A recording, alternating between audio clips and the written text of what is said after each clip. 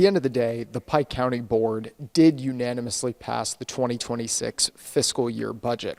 However, according to all of the county officials I spoke to, the mood among the board is not very positive. They seem to be in disagreement over policy and how the money should be spent.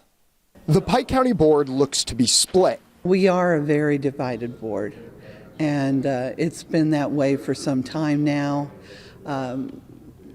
But we really are kind of split down the middle. After not being able to decide on their 2026 budget last night, the meeting was picked back up today and a budget was passed in the end.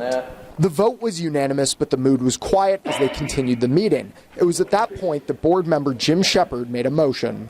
At this time, I would like to put forth the idea of a vote of no confidence in the leadership. Mark Mountain seconded the motion for no confidence against Chairwoman Rita Hoskin, but not before board member Lance Kendrick voiced his support for Hoskin. I don't think anybody sitting here would have been able to succeed with the amount of pushback that she received. So that's all. The board went 4-3 in favor of no confidence. As I said, I think the board is really divided on policy issues. Hoskin explained some of the board supported cuts to balance the budget while others supported raising the property tax levy. In the end, it was the increased tax levy that was approved to balance the books. I'm clearly on the trying not to raise taxes. However, they will be raised. The county's portion of property taxes are expected to rise by 9.5%. After the vote of no confidence, State's Attorney Walker Filbert was questioned by board member Derek Ross over a previous motion that was made to create a flat fee insurance policy for county employees. Filbert did not agree with the timing of that motion. You waited until 4 days before the open enrollment period ended to do this, and that's the second part of the memo that was the problem.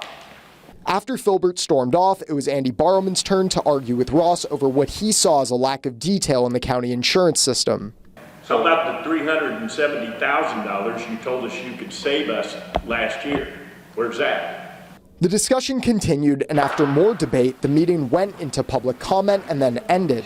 Hoskin and officials say heading into the new year, the board will have to take a long look at their numbers and work to make sure a similar situation doesn't happen next year. It's a wake-up call, and it's one that reality set in now. So now we've got to work to get where we need to be. County Board Vice Chairman Tom Lewis confirmed with me while the budget is passed, he expects to see several amendments made to certain areas to make sure that the funds are in a good place. Reporting in Pike County, Illinois, Zeke Shapiro, WGEM News.